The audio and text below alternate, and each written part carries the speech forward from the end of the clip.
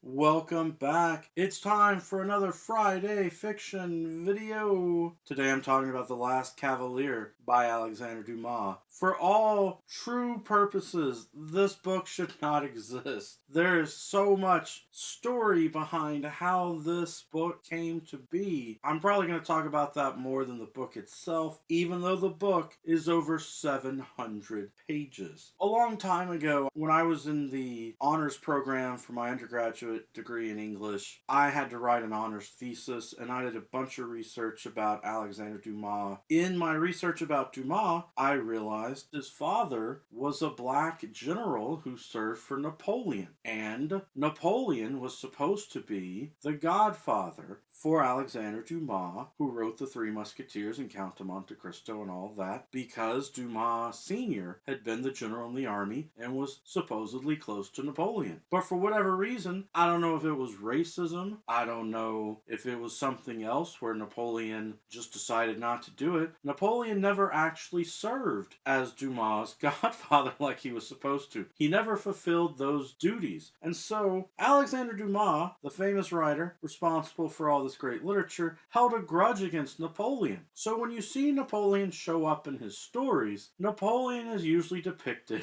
in a negative sort of way. This book, The Last Cavalier, was found by a researcher who was looking into Alexandre Dumas and realized that there was a novel that had never actually been published. It was presented in serialized form, but Dumas died before presenting the last 3 chapters to the newspapers that were publishing the story in serialized form. What normally happened was Dumas' novels were published in that way, and then after the serialized chapters had all come out, he would then revise them, improve upon them, and release it as a full novel. But since he passed away, the last few chapters were not presented, and there was never a revised version that was put together to actually be released as a novel. But this clever researcher, when he figured out that this had happened, collected it all together, took Dumas' notes for the last 3 chapters, and makes a special note at the end of the novel of what would have been in those chapters and presents that to the audience. So you end up with this huge book that's over 700 pages long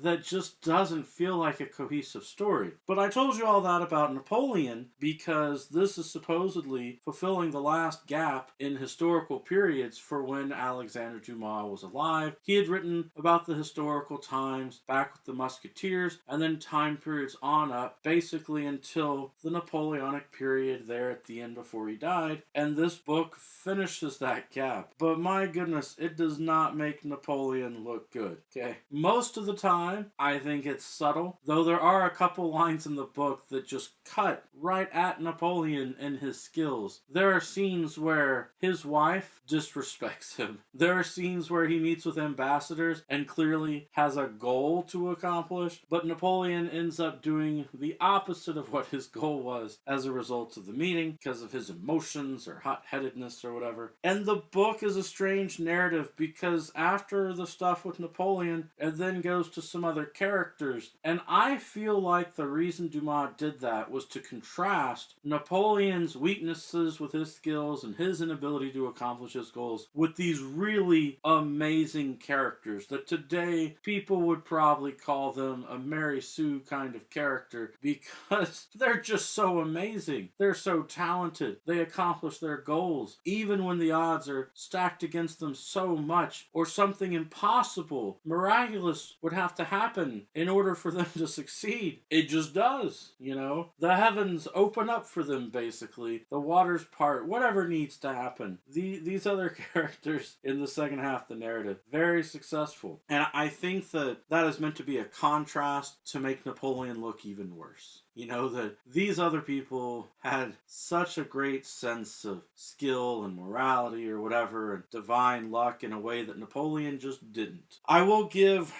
a, I guess, trigger warning to anyone who wants to read the book, though. There is stuff in here about slavery that is just casual. One of the characters who is supposed to be one of the main protagonists that you really like just casually talks about going and purchasing slaves in order to achieve one of his goals. Like, he needs people to work on a ship. He's like, oh, I'll just buy some slaves and blah, blah, blah. And I didn't like that. I did not enjoy that. So I ended up giving this book 3 out of 5 stars, but really, it's probably a 2.5 out of 5 star read. I would not recommend this book in general to people unless they are Alexandre Dumas completionists. Unless they really want to read everything by Dumas. Unless they really want to see how this book was put together, despite Dumas actually dying before he was finished with it, and he himself did not have a chance to revise it and make it a more cohesive narrative. But I guess if you're really into history, you might like this story. You might enjoy the historical aspects of it and seeing how Dumas presented the characters at that time in history, just understanding